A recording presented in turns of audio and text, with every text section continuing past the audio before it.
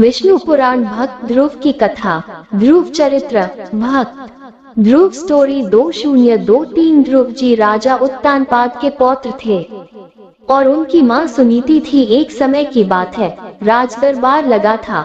महाराज उत्तानपाद अपनी छोटी रानी सुरुचि एवं उसके पुत्र उत्तम के साथ राज सिंहासन पर बैठे थे। सुरुचि की खूबसूरती ने राजा को खींच लिया था। सुरुचि को उत्तानपाद की रुचि बन गई थी। एक दिन 5 साल का छोटा बच्चा ध्रुव अपने खेलने खिलाने के दोस्तों के साथ राजसभा में पहुंच गया। अपने छोटे भाई उत्तम को पिता की गोद में बैठे देखकर छोटे ध्रुव भी पिता की गोद में बैठने की इच्छा की। सुरुचि इसे कैसे सह सकती थी। दो आरे, तुम्हारा ये साहस! अगर तुम अपने पिता की गोद में बैठना चाहते हो तो तपस्या करके भगवान की पूजा करो। भगवान को प्रसन्न करके मेरी कोख से जन्म पाने का अधिकार प्राप्त कर सकते हो। इसके साथ ही सुरुचि ने ध्रुव जी के हाथ पकड़कर उन्हें राजा की गोद से दूर कर दिया। यद्यपि अबोध बालक ध्रुव ने पूरी बात को समझ नहीं सका, लेकिन उसे यह मालूम हो गया कि उसका अपमान हुआ है और वो भगवान की पूजा करके ही अपमान से मुक्ति पा सकता है। इस बात को समझकर उसने अमोघ भगवत कृपा का अनुभव करने का निश्चय किया। अक्सर परेशानियां हमें भगवान की कृपा प्राप्त करने में मदद करती हैं। रोना ही एक बच्चे की ताकत होती है। छोटे से ध्रुव रोते रोते अपनी माता सुनीति के पास पहुंचा। सुनीति ने उसकी पूरी बात सुनी और कहा, बेटा, सचमुच मैं अभागिनी हूँ। तुम्हारे पिता की दूसरी पत्नी सुरुचि के हाथों वो सब कुछ है जो हमारा होना चाहिए। तुम्हारी इच्छा केवल भगवान से पूरी हो सकती है। भगवान विष्णु की पूजा से सब कुछ संभव है। कुछ भी ऐसी चीज नहीं है जो भगवान नहीं दे सकते। भगवान विष्णु सब कुछ दे सकते हैं। इस बात ने ध्रुव के मन में स्थान बना लिया। वो निर्मल हृदय के साथ यह विश्वास करने लगा कि भगवान विष्णु सब कुछ संभव कर सकते हैं। माँ, मुझे आज्ञा दो, मैं भगवान से मिलकर उन्हीं से सब कुछ प्राप्त करूँगा।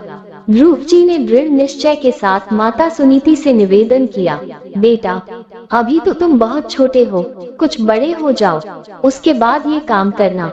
माता ने ध्रुव को कई बार समझाया, लेकिन ध्रुव जी के दृढ़ निश्चय में माँ सुनीति कुछ भी बदल नहीं सकी और आखिरकार माता ने भगवान की कृपा पर पूरा भरोसा रखते हुए बच्चे को जंगल में जाने की आज्ञा दी।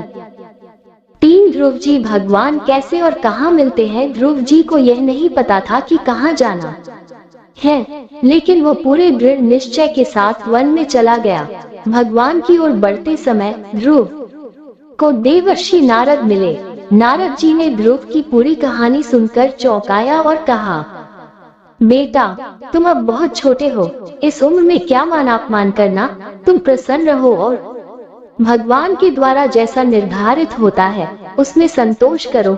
भगवान से मिलना कठिन होता है और बड़े योगी और मुनि बहुत लंबे समय तक तपस्या करने के बावजूद भगवान के दर्शन को अनेक जन्मों के बाद ही प्राप्त कर पाते हैं।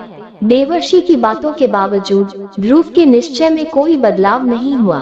संत, आप वास्तव में दयालु हैं। आपने जो सलाह दी है वो सचमुच बेहद अच्छी है। हालांकि मैं चाहता हूं कि आप मुझे एक ऐसा मार्ग दिखाएं जिससे मैं भगवान को शीघ्र प्राप्त कर सकूं। मैं पूरी ईमानदारी और निर्धारण के साथ ध्रुव जी ने देवर्षि के पास विनम्रता से अपनी बात कही। ध्रुव के दिल में कोई डर या संदेह बिल्कुल नहीं था। देवर्षि ने ध्रुव की पूरी आस्था को देखकर अपना मन बदल दिया। 4 पर संत कृपा हुई। देवर्षि ने उसे आशीर्वाद दिया, बेटा, तेरा कल्याण होगा। अब श्री यमुना जी के तट पर जाओ। वहाँ पर निरंतर ओम नमो भगवते वासुदेवाय इस 12 मंत्र का जाप करो। दिन में 3 बार यमुना में स्नान करके स्थिर आसन पर बैठ जाना, प्राणायाम करना, अपने मन को शांति और एकाग्रता में रखकर भगवान विष्णु का ध्यान करना। ध्रुव जी तपस्या करने कहा गए। ध्रुव जी ने यमुना नदी के किनारे मधुवन में जाकर भगवान की पूजा करने का निश्चय किया। नारद जी की कृपा से उन्हें आचार विधि का ज्ञान मिल गया था। वे दिन पर दिन अपने व्रत को और भी कठिन बनाने लगे और निष्काम भगवान की उपासना करने लगे। उन्होंने भगवान की कृपा पर विश्वास किया और अपने मन, वाणी और शरीर से भगवान की उपासना की। साधना करते समय भय और प्रलोभन 5 की बाधाएं आ सकती हैं। ध्रुव के लिए भी बड़ी आवश्यकता हुई और एक भयावनी राक्षसी उनके सामने आई जो उन्हें डराने की कोशिश की। माया ने माता सुनीति की भूमिका में घुसकर ध्रुव के मन में ममता की फंदे को बढ़ाने का प्रयास किया, लेकिन ध्रुव जी ने भगवान की कृपा में अपना आश्रय ढूंढा और उन्होंने माया की बातों को नजरअंदाज किया। वे भगवान के ध्यान में खोए रहे और किसी भी प्रकार के बाधाओं का सामना करने को तैयार थे। इसी बीच एक भयंकर राक्षस ध्रुव के पास आकर उसे आक्रमण करने का प्रयास किया, लेकिन ध्रुव ने अपनी तपस्या में दृढ़ता बनाए रखी और उसे परेशान नहीं किया। वे निष्काम भगवान की उपासना में लगे रहे और किसी भी प्रकार की बाधा को अपने मार्ग में नहीं आने दिया। ध्रुव भगवान विष्णु के पास 6 महीने की कठिन तपस्या के बाद पहुँचे। उनके पुत्र सुरपति चिंतित हो गए थे कि कहीं उनके पद छीने न जाएं। देवता लोग भगवान के पास गए और उन्हें ये चिंता बताई। भगवान ने देवताओं को समझाया कि उनका भक्त ध्रुव बहुत प्रतिष्ठित है और वह किसी के खिलाफ कुछ नहीं करेगा। उन्होंने देवताओं को आश्वासन दिया कि वे उसे दर्शन देकर संतुष्ट कर देंगे। देवता लोग निर्भय होकर चले गए, लेकिन भगवान विष्णु को ध्रुव के तपस्या के कष्ट का अधिक सहन नहीं हो रहा था। वे तुरंत गरुड़ की मदद से ध्रुव के पास पहुँचे, लेकिन ध्रुव अपने ध्यान में अधिष्ठित थे। एक भक्त के लिए उसका भगवान का दर्शन सबसे महत्वपूर्ण होता है, लेकिन भगवान भी उसके तपस्या के कष्ट को सहन नहीं कर पा रहे थे। अंत में साक्षात भगवान को अपने सामने उपस्थित देखकर ध्रुव तुरंत उनके चरणों में लौट गए। साथ प्रेम से ध्रुव की वाणी में रुकावट आ गई। उनके शरीर में आनंद उत्पन्न हुआ और उनके नेत्रों से प्यारे आंसू बहने लगे। वे प्रेम से भरपूर थे, लेकिन वे प्रभु की स्तुति करने में असमर्थ थे, क्योंकि उनकी वाणी बंद हो गई थी। वे केवल हाथ जोड़कर प्रभु के सामने खड़े थे और स्तुति करने की कोशिश कर रहे थे, लेकिन वे असफल रहे। उन्हें भगवान श्रीहरि की करुणा से अपने विशेष वेदमय शंख को छूने का मौका मिला और यह शंख ध्रुव के सिर पर स्पर्श किया। इस स्पर्श के बाद ध्रुव को दिव्य वाणी की प्राप्ति हो गई और उन्हें संपूर्ण वेद ज्ञान की प्राप्ति हो गई। ध्रुव दिव्य वाणी से भगवान की स्तुति करने लगे। भगवान, आप परमानंद मूर्ति हैं, जो मनुष्य ऐसा मानकर निष्काम भाव से आपकी पूजा करते हैं, उनके लिए आपके पायदों की प्राप्ति ही भक्ति का सच्चा फल मानते हैं। स्वामी, ये सच है कि आप हमारे भक्तों के प्रति अपनी अनगिनत कृपाओं के कारण हमें संसार के भय से बचाते रहते हैं, लेकिन उसी तरह जैसे गौ माता तुरंत जन्मे हुए बछड़े को दूध पिलाती है और उसकी रक्षा करती है, वैसे ही आप भी हमारे भक्तों के प्रति सदैव उत्सुक रहकर हमारी कामनाओं को पूरा करते हैं।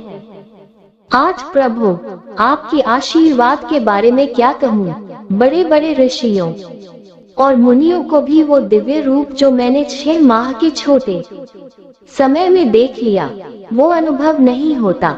अब मैं पूर्णतः संतुष्ट हूँ। मैं को अब कुछ भी चाहिए नहीं, केवल आपकी सानिध्य की अभिलाषा है। बालक ध्रुव, अब तुम्हारी कोई खास इच्छा नहीं है, पर मेरी आज्ञा का पालन करना आवश्यक है। मैं तुम्हें एक महत्वपूर्ण पद देता हूँ, जिसे तुम्हें स्वीकार करना होगा। मेरी आज्ञा के अनुसार तुम्हें राज्य का प्रशासन करना होगा। तुम्हें ग्रह नक्षत्रों से ऊपर उठकर ध्रुव पद प्राप्त होगा। तुम्हारे पर जीवन भर मेरी विशेष कृपा बरसेगी। कल्प के अंत में तुम मेरे पास लौटने के लिए जाओगे और वहां से तुम्हें फिर वापस आने की आवश्यकता नहीं होगी। कृपाशील भगवान श्रीहरि ने ध्रुव को अपनी आशीर्वाद पूर्ण आज्ञा दी। भगवान श्रीहरि के विरह का संताप लेकर राज्य की आकांक्षा न होते हुए भी प्रभु के आदेश के अनुसार ध्रुव वन से लौट आए। उनके पिता और अन्य राजपुरुषों ने उनका स्वागत किया और उन्हें आशीर्वाद दिया। सुनीति ने प्रेम और आंसुओं के साथ अपने प्रिय पुत्र का अभिषेक किया जब वो आरती उतार रही थी। युवावस्था में ध्रुव ने अपने माता पिता के आदेश के साथ गृहस्थाश्रम में प्रवेश किया। ध्रुव जी ने कई यज्ञ यागादि किए। उन्होंने भी भगवान शंकर की आराधना कर उन्हें प्रसन्न किया और भगवत भक्ति का अमोघ आशीर्वाद प्राप्त किया। ध्रुव जी ने 36,000 वर्षों तक धर्म पूर्वक पृथ्वी का पालन किया। अंत समय में भगवान के पार्षद सुनंद एवं नंद उन्हें लेने आए और वे काल के सिर पर रखकर विमान पर आरूढ़ हो सदैव भगवत धाम को चले।